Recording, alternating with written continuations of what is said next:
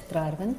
நான் இந்த பதிவில் உன்னை தாண்டி வருவாயா அப்படின்னு லேட்டஸ்ட்டாக ரிலீஸ் ஆன என்ன புத்தகத்தில் இதை எழுதுறதுக்கு எந்த விஷயம் எனக்கு ஒரு பொறியாக இருந்தது, இதில் என்ன தான் அப்படி இருக்குது, இது எப்படி நம்ம பயனடையலாம் அப்படிங்கிறது ரொம்ப சுருக்கமாக சொல்லான் இருக்கேன். ஸோ நான் சைக்காலஜியில் ரிசர்ச் பண்ணும்போது இந்த ரெசிலியன்ஸ் அப்படிங்கிற ஒரு கான்செப்டை எனக்கு ரொம்ப இன்ஸ்பயர் ஆச்சு. ஸோ அப்படி என்னன்னு கேட்டிங்கன்னா, அந்த தமிழில் நான் பார்க்கும்போது, தமிழ் அகராதியில் பார்க்கும்போது இது மீள்தன்மை அப்படின்றாங்க, இல்லைனா நம்ம மன உறுதி, மன வலிமை, இப்படி பல பேரில் சொல்லலாம். ஸோ இது எப்படி நம்ம இந்த காலகட்டத்தில் இந்த கான்செப்ட் ஏன் ரொம்ப முக்கியமாக இருக்கும் அப்படின்னு நான் நினச்சினாக்க, நம்ம எல்லா மேடையிலையும் போய் பேசும்போது இல்லை நிறைய பேர்கிட்ட நான் பேசும்போது எனக்கு வாழ்க்கையில் நிறைய பிரச்சனை இருக்குன்றாங்க. ஏங்க எனக்கும் பிரச்சனைகள் இருக்குது, கண்டிப்பாக இது பொய் கிடையாது, உண்மையாக நம்ம எல்லாருக்கும் பிரச்சனைகள் இருக்குது. திடீர்னு நம்ம நெருக்கமானவர்கள் இறந்துடலாம், இல்லை நம்மளை யாராவது புள்ளி பண்ணலாம், இல்லை நெருங்கின சொந்தக்காரங்க நம்மளை பிட்ரே பண்ணலாம், இல்லை நம்ம காதலிச்சவங்க நம்மளை விட்டு பிரிஞ்சு போகலாம், இல்லைனா யாராவது நமக்கு ரொம்ப பிடித்த நபர்கள் நம்ம அவங்களோட உயிரோடவே இல்லாமல் போகலாம். இப்படி பல்வேறு காரணங்கள் இருக்குது. ஏங்க அதுக்கெல்லாம் மேலே நம்ம 2020 கோவிட் வந்தது இல்லையா, அதுவே ஒரு மிகப்பெரிய ஒரு சேலஞ்ச் தான் அப்படின்னு நம்ம சொல்லலாம். ஸோ இப்படி பல்வேறு விஷயங்கள் நம்மளை முன்னேற விடாமல் நம்மளை நசுக்கும் போது, நம்மளை அப்படியே கீழே தள்ளும் போது, இந்த இடத்துல ரிசர்ச்சில் என்ன கண்டுபிடிச்சாங்கன்னா, எப்படி ஒரு சிலர் மட்டும் இத்தனை அட்வர்சிட்டி இருந்தாலும், இவ்வளோ சிக்கல்கள் இருந்தாலும், பிரச்சனைகள் இருந்தாலும் அவங்களால சாதிக்க முடிஞ்சுது அப்படிங்கிற ரிசர்ச் பண்ணும்போது தான் ரெசிலியன்ஸ் அப்படிங்கிற ஒரு அருமையான ஒரு கான்செப்டை கண்டுபிடிச்சிருக்காங்க. அப்படின்னா என்ன அப்படின்னு பார்த்தீங்கன்னா, இத்தனை அட்வர்சிட்டி, இத்தனை பிரச்சனைகள் இருந்தாலும் கூட நம்மளால் எப்படி ஜெயிக்க முடியும், எப்படி ஜெயிக்கிறத விட வாழ முடியும், எப்படி ஒரு மனநலத்தோடு நல்ல ஒரு ஆரோக்கியத்தோடு இருக்க முடியும் அப்படிங்கிற ஒரு விஷயத்தை பார்க்கும்போது தான் கொஞ்சம் கொஞ்சமாக இந்த ஒரு விஷயம் எக்ஸ்டர்னல் கிடையாது, இது நம்ம உள்ளுக்குள்ளே இருக்கிற ஒரு அருமையான பரிசு தான், நம்மளோட ரிசோர்ஸ் தான். இந்த ரிசோர்ஸ் நம்ம எல்லாருக்குள்ளும் தூங்கிக்கிட்டு இருக்கு. அதை கரெக்டாக தட்டி எழுப்பணுனாக்க நம்ம எல்லாருமே ரெசிலியன்ட் ஆக முடியும், எல்லா சவால்களையும் நம்மளால் எதிர்க்க முடியும், நம்மளால் நொறுங்கி போயிடாமல் எழுந்து போராடி அதுக்கும் மீறி நம்மளால் ஒரு குரோத்தையும் நம்ம அடைய முடியும் அப்படிங்கிறது தான் இதில் ஒரு விஷயம் நான் புரிஞ்சுக்கிட்டேன். இந்த விஷயத்தை தான் முக்கியமாக நான் இளைஞர்களுக்கு சொல்லும் போது, நிறைய பேர் சந்திக்கும் போது வெளி பிரச்சனைகளை கூட விடுங்க. நான் நிறைய விஷயத்தில் நம்ம சைக்காலஜியில் பார்க்கும்போது வெளி பிரச்சனைகள் ஒரு பக்கம் இருந்தாலும் நம்ம மனசு அப்படிங்கிறதே நமக்கு ஒரு பெரிய சவாலாக இருக்குது. அதனால தான் இதுக்கான டைட்டில் உன்னை தாண்டி வருவாயா. அதில் சூசகமான விஷயம் என்னென்னா, நம்மளுக்குள்ள செல்ஃப் லிமிட்டிங் பிலீவ்ஸ் அப்படின்னு ஒரு சில விஷயங்கள் இருக்குது விஞ்ஞானபூர்வமாக. அதாவது நம்மளை யாருமே நம்மளை கைகளில் விலங்கு போடலைங்க, நம்ம மனசே நம்மளுக்கு விலங்கு போடுது, நம்ம கட்டம் கட்டி ஒரு வாழ்க்கையை நம்ம வாழ்கிறோம். இதெல்லாம் அரசாட்சி புரியுறது என்னன்னு கேட்டிங்கன்னா, நம்மளுடைய நம்பிக்கைகள், நம்மளுடைய பிலீஃப் சிஸ்டம் அப்படின்னு சொல்லுவோம். ஸோ இந்த ஒரு விதமான செல்ஃப் லிமிட்டிங் பிலீவ்ஸ்னாலேயே இதை தகர்த்தெறிய முடியாமல் நிறைய பேர் 20 வருஷம் 30 வருஷம் வேற யாரும் அவங்கள கட்டி போட்டிருக்க மாட்டாங்க. அவங்களுடைய நம்பிக்கைகள், பிலீவ்ஸ் அப்படிங்கிறதே அவங்கள கட்டி போட்டு அவங்கள எங்கேயுமே வளர விடாமல், சாதிக்க முடியாமல், ஒரு நிம்மதி இல்லாத, ஒரு சந்தோஷம் இல்லாத ஒரு வாழ்க்கையை அவங்கள வாழ வச்சிருக்குன்ற போது தான் இதை தகர்த்து எறிந்து நம்ம வெளியோட பிரச்சனை, சவால்கள் சந்திக்கிறது ஒரு மிகப்பெரிய விஷயம். அதை தவிர உள்ளுக்குள்ளே இருக்கிற சவால்கள், உள்ளுக்குள்ளே இருக்கிற உங்களுடைய லிமிட்டேஷன்ஸ், அதை நம்ம சமாளித்து தகர்த்தெறிந்து நம்ம வெளியில் வரணும் அப்படிங்கிறதுக்கான ஒரு முக்கியமான ஒரு ரெசிபியாக தான் இந்த புக்கை நான் எழுதியிருக்கேன். ஸோ இதில் இருக்கிற விஷயங்கள் நம்ம யூஸ் பண்ணணும் அப்படின்னா, நம்ம உள்ளே இருக்கிற ரிசோர்ஸஸ் வெளியில் நம்ம அத்தனை பேருமே மன வலிமை, மன உறுதியோட நம்ம கண்டிப்பாக இந்த வாழ்க்கையை நம்ம எதிர்கொள்ள முடியும். அது வெளியிலேருந்து வந்த சவாலாக இருந்தாலும் சரி, உள்ளுக்குள்ளே நம்ம சின்ன வயசுலேருந்து கற்றுக்கிட்ட சில விஷயங்கள் நம்மளை கட்டி போட்டு நம்மளை ஒரு வாழ்க்கையை சந்தோஷமாக அனுபவிக்க முடியாத ஒரு கட்டுப்பாடுகள் இருக்குது. அதையும் நம்ம எப்படி தகர்த்தெறிஞ்சிட்டு நம்ம நம்மளையே தாண்டி வெளியில் நம்ம வாழ்க்கைக்கு எதுக்காக இங்கே பிறந்தோமோ அந்த ஒரு விஷயத்தை நம்மளால் எப்படி ரசிக்க முடியும், அப்படிங்கிறத எப்படி சாதிக்க முடியும் அப்படிங்கிற எல்லா விஷயத்தையுமே இந்த புத்தகத்தில் நான் குறிப்பிட்டிருக்கேன். இது எல்லாமே evidence based, research based ideas தான். இது மோட்டிவேஷ்னல் புக்கு மாதிரி உங்களால் எல்லாம் முடியும்ன்ற மாதிரி தட்டி மட்டும் கொடுக்காமல், உண்மையாக நீங்கள் அந்த லட்சியத்தை, இலக்கை அடையிறதுக்கு, ஒரு சந்தோஷத்தை அடையிறதுக்கான ஒரு ஃபார்முலாவாக இந்த புத்தகத்தில் 22 சாப்டர்ஸ் இருக்குது. இதில் எல்லாமே அது அருமையாக கொடுக்கப்பட்டிருக்கு. ஸோ இதை படித்து உங்களுக்கு இது பிடித்தது, இது உங்களுக்கு யூஸ்ஃபுல்லாக இருக்குது அப்படின்னா நீங்கள் கண்டிப்பாக உங்களுடைய அனுபவத்தை அந்த ஃபீட்பேக்காக இந்த லிங்க்கில், நான் கொடுத்துருக்க லிங்க்கில் கொடுக்கலாம்.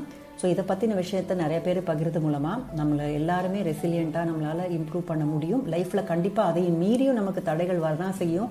ஆனால் துவண்டு விடாமல் திரும்பியும் நான் எழுந்து வருவேன் அப்படிங்கிற ஒரு எண்ணத்தோடு இருக்கணும் அப்படிங்கிறதுக்கு தான் இந்த ஒரு புக் சமர்ப்பணம். ஸோ இதை பற்றியான ஒரு விஷயங்கள், இந்த நிகழ்ச்சிகள் நடந்த விஷயங்களை பற்றி இந்த பதிவில் கொடுத்துருக்கேன். பாருங்கள், பிடிச்சவங்க மற்றவங்களுக்கும் ஷேர் பண்ணுங்கள். நன்றி. ஸோ இந்த அரங்கத்துக்கு வந்திருக்கிற உங்கள் அனைவருக்கும் என் இனிய மாலை வணக்கம். ஸோ இங்கே வந்து இவ்வளோ உங்கள் வேலை இருந்தாலும் அதை வந்து வச்சுட்டு, ஏன்னா வந்து நம்ம பணத்தோட ரொம்ப முக்கியமானது டைம்னு நான் சொல்லுவேன். ஸோ அந்த விஷயத்துக்காக வந்திருக்கேன். அதுவும் முக்கியமாக நான் நிறைய பேருக்கு இன்றைக்கி நன்றி சொல்ல கடமைப்பட்டிருக்கேன். ஏன்னா இந்த புத்தகத்தை நான் ஆக்சுவலாக ஓரிரு வருடங்கள் இருக்கும். ஸோ என்னால் நான் வந்து முக்கியமாக இந்த புத்தகத்தில் என்ன விஷயங்கள் இருக்குது அப்படிங்கிறத வந்து அழகாக சொன்னார் ஆல்ஃப்ரட் ஜோஸ். எனக்கு முக்கியமாக உங்களுக்கு நன்றிகள். ஏன்னா ரொம்ப லாஸ்ட் மினிட்ல நான் நோட்டீஸ் கொடுத்தாலும் ரொம்ப அவர் அருமையாக இந்த விஷயத்தை ஏற்றுக்கிட்டாரு. ஏன்னா இளைஞர்களுக்காக ஒருத்தருங்க பேசணும் அப்படின்னு நான் நினச்சதுனால தான் அவரை நான் சூஸ் பண்ணேன். அதுக்கும் மேலாக முக்கியமாக வந்து வாசகசாலை பதிப்பகத்துக்கு என்னுடைய முக்கியமான நன்றிகள். ஸோ அருண் அவர்களுக்கு என்னுடைய நன்றிகள். ஏன்னா நான் இதை முதல்ல இந்த பயணிக்க ஆரம்பிச்சதுலேருந்து முடிகிற வரைக்கும் ரொம்ப ப்ரொஃபஷ்னலாக அவர் இதை ஹேண்டில் பண்ணார்.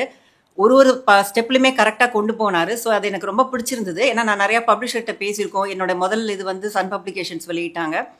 ஸோ அப்படி இருக்கும்போது நான் இந்த மாதிரி ஒரு போயிட்டுருக்கிற ஒரு பாதையில் வந்து இது ரொம்ப அருமையாக அமைஞ்சிருக்குது. அது மட்டும் இல்லாமல் இப்போ சைக்காலஜிஸ்ட்னா நான் இப்போ முக்கியமாக பண்ணிட்டு இருக்கிறது வந்து கவுன்சிலிங் அண்ட் சைக்கோ தெரப்பி தான். அப்படி இருக்கிற காலகட்டத்தில் வந்து நான் ஒரு எழுத்தாளர்னு சொல்லிக்கலாமா, என்னுடைய ப்ரொஃபைலை நான் போட்டிருப்பேன் நான் ஒரு ஆத்தர் அப்படின்லாம். நம்ம ஆத்தர் சொல்லாமல் நினைக்கும் போது நீயும் சொல்லிக்கலாம், ஒரு 10 வருஷமாவே நம்மளும் புக்கு எழுதிட்டு இருக்கோம் அப்படின்னு. ஏன்னா கொஞ்சம் கொஞ்சமாக நம்ம வந்து ஒரு ஆர்டிக்கல் மாதிரி கொடுக்க ஆரம்பிச்சோம். உளவியல் ரீதியான விஷயங்கள் வந்து ஒரு ஆர்டிக்கலாக இருக்கும்போது அவங்க எடுத்து ஒரு தொகுப்பாக வந்து இது குங்குமம் நாளிதழில் வந்த பிறகு, ஏன்னா நான் பிஸியாக நிறைய விஷயங்கள் பண்ணிட்டு இருக்க போது கண்டிப்பாக இந்த சமுதாயத்துக்கு நம்ம ஏதாவது கொடுக்கணும் அப்படிங்கிற ஒரே ஒரு விஷயத்துக்காக மட்டுமே மனநல சம்மந்தப்பட்ட விஷயத்தை வந்து நான் முதல்ல வெளியிட்டு இருக்கோம். சின்ன குழந்தைலேருந்து வயசானவங்க வரைக்கும் இருக்கக்கூடிய மனநல பிரச்சனைகள் இன்னைக்கு நிறைய பேர் கஷ்டப்படுறதை நான் பார்க்குறேன். ஒரு கவுன்சிலிங்னு வரும்போது ஒரு 10 வருஷம் அவங்க கஷ்டத்தில் அனுபவிச்சுட்டு அவங்க வரும்போது நான் வாழ்க்கையை எப்பவுமே எப்படி பார்க்குறேன்னா ஒரு அருமையான ஒரு பரிசு, ஒரு சொன்ன மாதிரி அருமையான கிஃப்ட். நம்ம எல்லாரும் அந்த கிஃப்டை விராப்பு திறந்து சந்தோஷமா வாழ்றோமா அப்படின்னு ஒரு நிமிஷம் யோசிச்சு பார்த்தா கண்டிப்பா நான் நிறைய அரங்கத்துல நிறைய பேர்கிட்ட பேசியிருக்கிறேன். கிடையாது. நிறைய பேர் வந்து ஒரு துக்கமும் சந்தோஷம் மாறி மாறி வரும். நம்ம என்னதான் எடுத்துக்கிட்டாலும் நிறைய டவுன்ஸ் நம்ம பார்க்குறோம் லைஃப்ல. அது மட்டும் இல்லாமல் சின்ன வயசுலேருந்தே நான் எப்பவுமே ஒரு ஆதங்கத்தோடு சுற்றி பார்க்கும்போது யாருமே ஹாப்பியாக இல்லையே, யாருமே ஒரு ஸ்மைலோட இல்லை, ஏன் இந்த மாதிரி எல்லாம் இருக்குது அப்படின்னு பார்க்கும்போது அதனால தான் இந்த துறையை நான் எடுத்தேன். உளவியல் துறையை எடுத்துட்டு ஏன் இந்த மனநல பிரச்சனைகள் தான் இருக்கா அப்படின்னா, ஒரு நார்மலாக ஒரு மோட்டிவேஷனல் புக் அப்படின்றாங்க. பட் நான் மோட்டிவேஷனல் புக் நிறைய பேர் எழுதியிருந்தாலும் இது இதுலேருந்து தனித்து காணப்படும் சொல்கிறேன்னா, அதில் முக்கியமான விஷயம் வந்து உளவியல் ரீதியான நிறைய தெரப்பியூட்டிக் அப்ரோச்சஸை பற்றி இங்கே எழுதியிருக்கோம். ஸோ உண்மையாக சொல்லணும்னா இப்போ ஒரு சின்ன கதையை சொல்லலாம். உங்களோட மதிப்பு என்ன அப்படின்றதுக்கு சில பேர் படிச்சிருக்கலாம் இந்த விஷயத்த. ஒரு கல் எடுத்துகிட்டு போய் ஒருத்தங்க கிட்ட காட்டும் போது இதோட மதிப்பு என்னன்னு அவங்க கேட்டபோது, என்னப்பா இது ஒரு 10 ரூபா வரும் அவ்வளோதான் அப்படின்னு சொல்லுவார். இன்னொரு சலவை தொழிலாட்ட கேட்டு இந்த ஒரு கல்லை எடுத்து காட்டுவாங்க, எவ்வளோனா ஒரு 30 ரூபாய்க்கு வாங்கிக்கிறேன்ப்பா அப்படின்னு. சரி, அடுத்தது வந்து ஒரு ஜுவல் ஷாப்பில் போய் இந்த இது கொடுக்க போது ஒரு 1 லட்சம் கூட நான் வாங்கிக்கிறேன் அப்படின்னு சொல்லுவாங்க. இன்னொருத்தட்ட போய் காட்ட போது இதுக்கு வந்து எந்த மதிப்பிடவே முடியாது, அந்த அளவுக்கு இது அருமையான ஒரு விஷயம் அப்படின்னு சொல்லுவாங்க. ஸோ ஒரு முக்கியமாக இதோடைய அருமையை ஒரு நம்மளோட வேல்யூ பற்றி புரிஞ்சுக்கணும்னா அந்த பர்சனுக்கே வேல்யூ அதிகமாக வேணும் தான் முக்கியம். ஸோ அப்படி இருக்கும் போது நம்மளோட உணர்வுகளை நம்ம வெளியில் கொண்டு வரும்போது அதை புரிந்து கொள்கிற பக்குவமும் இருந்தால் தான் புத்தகம் வந்து நம்ம எடுத்து படித்து புரிஞ்சுக்க முடியுமே. ஸோ இன்னைக்கு முக்கியமாக இந்த புத்தகம் வந்து நான் 20லேருந்து 30 வயசு இருக்கிறவங்கள டார்கெட் பண்ணி தான் எழுதியிருக்கோம். ஏன்னா அவங்க தான் நம்ம backbones of the future. நான் எப்பவுமே ஒரு இந்தியா முன்னேறணும் மட்டும் இல்லாமல் நம்ம குளோபலாக எல்லாருமே முன்னேறணும், இந்த மனிதர்கள் இருக்குன்னு போது நான் முக்கியமாக பார்க்குறது இந்த 20-30 வயசு இருக்கிறவங்களுக்கு தான் பாதை பயணம் மாறி போகும். இப்போ நம்ம ஜிபிஆர்எஸ் கேள்விப்பட்டிருப்பீங்க எல்லாரும் இல்லையா? நம்ம இப்போ கூகுள் மேப் பார்த்து தான் வரோம். ஸோ சிம்பிளாக நான் எழுதுனது வந்து இளைஞர்களின் ஜிபிஆர்எஸ் அப்படின்னு சொல்லிட்டு. ஏன்னா even when I was young நான் வந்து சில விஷயங்கள்லாம் பண்ண போது எனக்கு யாருமே ஒரு சொல்லவே இல்லையே, இதெல்லாம் சொல்லியிருந்தா மேபி பண்ணியிருக்கலாமோ. ஸ்கூலில் போய் நான் பேசும்போது கூட ஏன்பா கவனிக்க மாட்டேங்கிறீங்க, இதெல்லாம் எனக்கு யாராவது வந்து அப்படி சொல்லியிருந்தா நான் ஃபாலோ பண்ணியிருப்பேனே. ஸ்டடி ஸ்கில்ஸ் ட்ரைனிங்லாம் ஒன்று இருக்கா, பர்சனாலிட்டி டெவலப்மெண்ட் ஒன்று இருக்கா, இதை சொன்னால் நான் இன்னும் ஒரு நல்லா வந்திருப்பேன். நானும் வந்துட்டேன். பட் ஆனால் இந்த 5 வருஷம் 10 வருஷம் கஷ்டப்பட்டோம் இல்லையா, அதை கஷ்டப்பட்டு தட்டு தடுமாறி என்ன வழின்னு கண்டுபிடிச்சு வர்றதுக்குள்ள வயசாயிடுது. நம்ம வயசை விடுங்க, டைம் போயிடுது. அப்படி இருக்கும்போது ஷார்ட்கட்டில் நம்ம வந்து இதுதான் விஷயம் அப்படிங்கிறத சொல்லியிருக்கோம். நான் உண்மையாக இப்போவும் சொல்கிறேன், நீங்கள் வந்து நான் ரொம்ப பெருசாக சொல்கிறேன்னு நினைக்காதீங்க. வைரத்தோட இந்த புத்தகத்தில் இருக்க விஷயங்கள் ரொம்ப ரொம்ப அருமையான விஷயம் இருக்குங்கிறதா நான் வந்து இதை வந்து நான் ஒரு பெரிய இருமாப்பில் சொல்கிறேன்னு நினச்சிக்காதீங்க. ஏன்னா நான் பர்சனல் எக்ஸ்பீரியன்ஸில் பார்த்துருக்கேன், என்னோட பிரச்சனைகளையும் நான் கவனிச்சிருக்கேன். ஸோ இதெல்லாம் வந்து யாரும் நமக்கு சொல்லாத விஷயத்த சொல்லும் போது எத்தனை பேர் அதை புரிஞ்சுப்பாங்கங்கிற கவலை எனக்கு எப்போவுமே உண்டு. ஏன்னா இளைஞர்கள் இன்னைக்கு வந்து 20 செகண்டுக்கு மேலே அட்டென்ஷன் கிடையாது. ஸோ இளைஞர்கள் வந்து பார்த்தீங்கன்னா இன்னைக்கு வந்து எப்படி இன்ஸ்டாகிராம் யூடியூப்ல ஒரு 4-5 நிமிஷம் வந்ததுங்க. இப்போ பார்த்தீங்கன்னா 20 செகண்ட்ல அவன் கவர் பண்ணிடுறான் அவ்வளோ பெரிய கான்செப்டை. உடனே சிரிக்கிறாங்க, அடுத்த 10 செகண்ட்ல சிரிக்க வைக்கிறான். ஆனால் நம்ம ஒரு தப்பு பண்ணிட்டு இருக்கோம், நம்மளுடைய அட்டென்ஷன் ஸ்பேன் குறைஞ்சிக்கிட்டே வருது. 20 நிமிஷம் இருந்த அட்டென்ஷன் ஸ்பேன் இப்போ 1 மினிட்டோட கம்மியாக போயிட்டு இருக்குது. ரொம்ப ரொம்ப மோசமான விஷயம். ஆனால் நான் திரும்ப எல்லா இடத்துக்கும் போக சொல்றது புத்தகத்தை படிங்க, அறிவை வளருங்க. ஏன்னா ஒன்று வெளிநாட்டுக்கு போனால் அதுக்கு நம்ம காசு வேணும், எக்ஸ்போஷர் வேணும்ன்றது தான் ரொம்ப ரொம்ப முக்கியம் இளைஞர்களுக்கு. எக்ஸ்போஷர் கிடைக்காதவங்க என்ன பண்ணலாம், இந்த மாதிரி புத்தகங்களை படிச்சாவது நம்மளோட மனசை விஸ்தாரப்படுத்திக்கலாம். நான் நிறைய புக்ஸ் படிக்கும் போதெல்லாம் இந்த ராபின்சன் புக் இந்த மாதிரிலாம் நிறைய படிக்கும் போது நிறைய அறிவை வந்து நம்ம ஒரு எங்கெங்கயோ போய் கத்துக்கிற அறிவை ஷார்ட்கட்ல உனக்கு கொடுக்குறாங்க. 150 ரூபாய் 200 ரூபாய்லாம் ஒண்ணுமே இல்லை ஆக்சுவலா. ஏன்னா நீ நாளைக்கு வந்து எங்களுக்கு கொடுக்க போற ஃபீஸ், டாக்டர் ஃபீஸ், லட்சக்கணக்கில் உங்க உயிர் போகிற விஷயம், இப்படி அத்தனை விஷயத்துக்குமே உனக்கு ப்ரிவென்ட் பண்ற மாதிரி ஒரு விஷயம் இருக்குன்னா ஒய் நாட்? யுடெமோனிசம்னு சொல்லுவாங்க, ஒரு கான்செப்ட் சொல்லுவாங்க ஹெடனிசம்னு. மனுஷன் எல்லாருமே சந்தோஷமா இருக்கிறதுக்கு மட்டும்தான் இருக்கானான்னு கேட்டா ஒரு சிற்பியை பாருங்க, ஏன் இந்த புக் எழுதுறோம் பாருங்க, என்ன வேலை இல்லையா, எதுக்கு எழுதுறாங்க, எதுக்கு யோசிக்கிறாங்க, இதுல நம்ம அப்படி என்ன சம்பாதிச்சிட போறோம் அப்படின்னு கேட்டா கிடையாது. அதை ரசிச்சு செய்யறாங்க. அதை ரசிச்சு செய்யும் போது வரக்கூடிய அந்த கெப்பாசிட்டி இருக்கு இல்லையா, அந்த அச்சீவ்மெண்ட், அது மனிதர்கள் அத்தனை பேருக்கும் உண்டுன்னு நான் சொல்லுவேன். இந்த பர்பஸ் ஆஃப் லைஃப்னு சொல்லுவாங்க. அது இப்போ இக்கிகாய் கான்செப்ட்றாங்க. பட் அதுக்கு முன்னாடி சைக்காலஜி ஹியூமனிஸ்டிக்ல பர்பஸ் ஆஃப் லைஃப் அப்படின்னு அழகா சொன்னா. ஆனா இன்னைக்கு இளைஞர்கள் எத்தனை பேர் பர்பஸ் ஆஃப் லைஃப்ல இருக்காங்க? எப்போ சாட்டர்டே சண்டே வரும், எப்போ ஜாலியா இருக்கலான்றது மட்டும் தான் பர்பஸ் ஆஃப் லைஃபா இருக்கு. அவங்களோட அறிவு, அவங்களோட மூளையெல்லாம் வந்து அட்லீஸ்ட் யூஸ் பண்ணிட்டு அந்த மாதிரி பண்றது நான் தவறே சொல்லலை. என்ஜாய் பண்ணுங்க, இல்லைன்னே சொல்ல, என்ஜாய் பண்ணுவோம் நாங்களும். பட் டூ சம்திங் ப்ரொடக்டிவா பண்ணி, மூளைன்றது வந்து சும்மா இருக்கக்கூடாது. நம்ம வந்து எதாவது யூஸ் பண்ண 4 நாள் எடுக்கலாம், கார் ஸ்டார்ட் ஆகுமாங்க? அதுவே ஸ்டார்ட், நம்ம மூளை எப்படிங்க ஸ்டார்ட் ஆகும்? சடனா ஒன்னே ஸ்டார்ட் ஆகாது. Use it properly. அதை வந்து நம்ம இன்னைக்கு இத்தனை பேருக்கு இவ்வளோ கெப்பாசிட்டி இருக்கு, இந்த லைட்டுக்கு எவ்வளோ கெப்பாசிட்டி இருக்குன்னு ஃபுல்லாக கொடுக்குதா? அதே மாதிரி நம்மள எத்தனை பேருக்கு எவ்வளோ கெப்பாசிட்டி இருக்கு? Are we doing it our best அப்படின்னு கேட்டால் 20% கூட பண்ணியிருக்குப்பாமா அப்படின்னா பெரிய ஆளுங்களாவே 20% தான் பண்ணுவாங்க அப்படின்ற மாதிரி தான் இருக்கு. ஸோ அப்போ அந்த இளைஞர்கள் இந்த பாதை பயணத்தை ஒன்றா ஆரம்பிக்கிறாங்க, குழந்தை பருவத்திலேருந்து ஆரம்பிக்கிறாங்க. ஏதோ ஒரு காலகட்டத்தில் திடீர்னு ஒன்று அப்படியே ஃபிளிக்கர் ஆகுது அந்த லைட்டு. ஒரு கேண்டி ஷாப் மாதிரி குழந்தை எப்படி தொலைஞ்சு போகுதோ அந்த இடத்துல திடமாறினான். தடுமாற்றம் என்னன்னு உங்களுக்கே தெரியும். போதை மருந்து, இல்லைனா ஸ்மோக்கிங், இல்லைனா வந்து லவ் அப்படிங்கிற ஒரு விஷயம் இன்னைக்கு மிகப்பெரிய தடையா இருக்கு. ஸோ 10 வருஷம் அதிலே போனதுக்கு அப்புறம் தான் அடுத்தது கெரியர் பண்ணணுமோ, நாளைக்கு கல்யாணம் ஆகி குழந்தைலாம் வரப்போது போல இருக்கு, இதெல்லாம் பண்ணணும் போல இருக்குன்னு அப்பதான் அவனுக்கு தோணும். ஸோ தோன்றதுக்குள்ள பாத்தீங்கன்னா நிறைய விஷயத்த அவன் ஆல்ரெடி விட்டுருப்பான். அதுக்குன்னு சொல்லி படிக்க வேணாம். Work life balance is very important. அப்போ அந்த மாதிரி தொலைஞ்சு போற நேரத்துல இது என்ன வாழ்க்கை, இது தேவையா இல்லையா அப்படிங்கிறதுக்கு இந்த புத்தகத்தை ஒரு தடவை அவங்க படிச்சிருந்தாங்கன்னா, ஒரு தேவையில்லாம நம்ம ஒரு கவுன்சிலர்கிட்ட போவோம் லேட்டரா அந்த மாதிரி இல்லாம நமக்கு வாழ்க்கைக்குன்னு கொடுத்த ஒரு பரிசை அருமையா அழகா நம்மளால யூஸ் பண்ண முடியும். அந்த யூஸ் பண்ணது மட்டும் இல்லாம இன்னொருத்தரையும் நம்ம உற்சாகப்படுத்த முடியும். எல்லா இளைஞர்களும் இங்க வந்து இந்தியாவில பாத்தீங்கன்னா ஹியூமன் ரிசோர்ஸ் டெவலப்மெண்ட்ல பாக்குறதுல 2% கூட இளைஞர்கள் அவங்க பெஸ்டா கொடுக்குறாங்களான்னு கேட்டா கண்டிப்பா இல்லைங்க.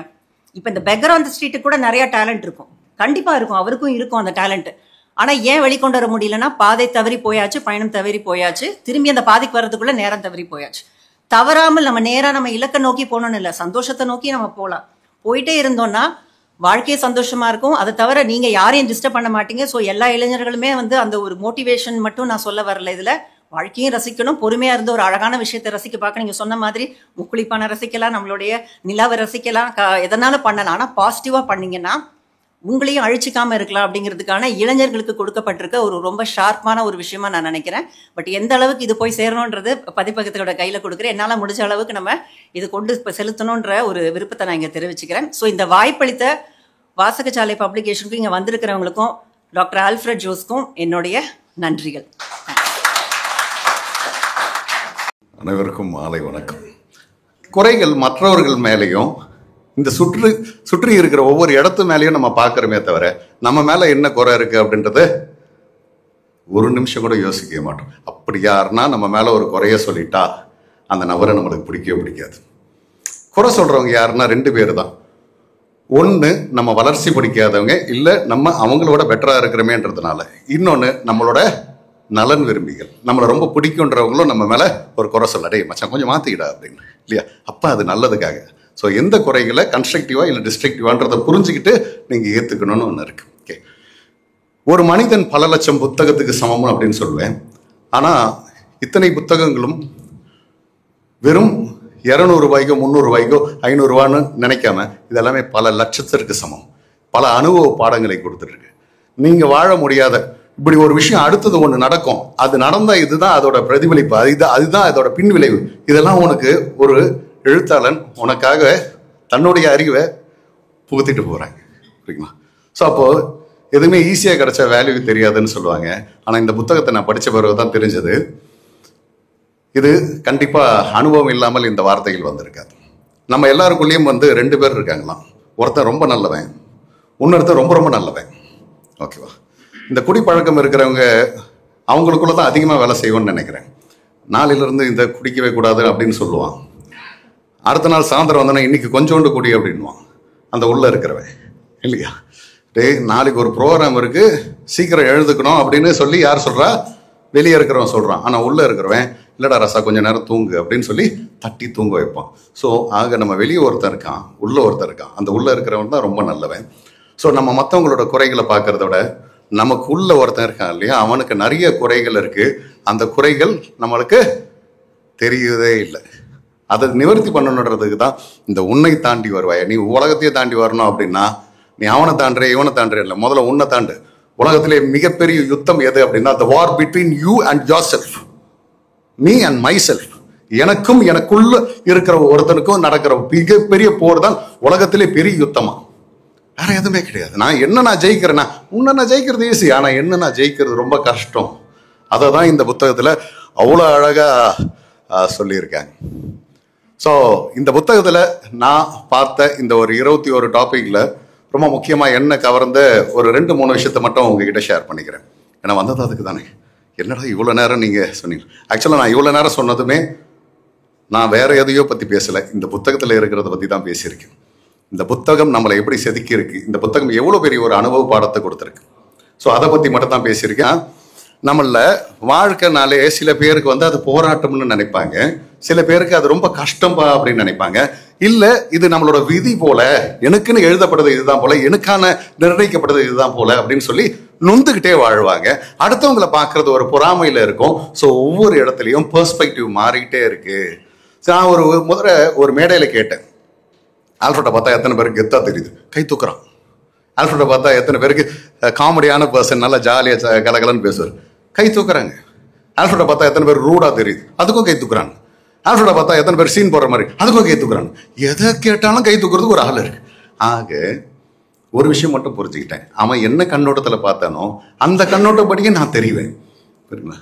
ஏன்னா நம்ம அம்மா எல்லாம் பார்த்துருக்கீங்களா, நம்ம வீட்டில் சின்ன வயசுல இருந்தே டே அந்த பையன் கூட சேராதரா அப்படின்னா அவங்க சேர்ந்தே இருக்க மாட்டாங்க. எங்க அம்மாவுக்கு அந்த பையனை பத்தி தெரியவே தெரியாது. தெரியாமலே ஒரு வார்த்தையை சொல்லுவாங்க தெரியுமா, தட் இஸ் கால்ட் பெர்ஸ்பெக்டிவ். ஏன்னா உங்க கூட சேரக்கூடாதுன்னு சொல்லியிருந்தாங்களா, அதுதான். எல்லார் வீட்லையும் கூட இருக்கிறவனா கண்டிப்பா அவனை பிடிக்காது. என்னவோ பையன் இன்னும் ஒழுக்கமானவன் மாதிரியும், இவன் கூட வந்ததுனால இவன் தான் கெடுத்து விட்ட மாதிரியும் பேசுறது. ஸோ இது எல்லாமே ஒரு பெர்ஸ்பெக்டிவ்ல தான் நம்ம வாழ்ந்துட்டு இருக்கோம். ஸோ அந்த பெர்ஸ்பெக்டிவை பத்தி இந்த லைஃப் உண்மையிலேயே அழகா இருக்கு. ஆனா நீ பார்க்குற கண்ணோட்டம் தான் சரியில்லை.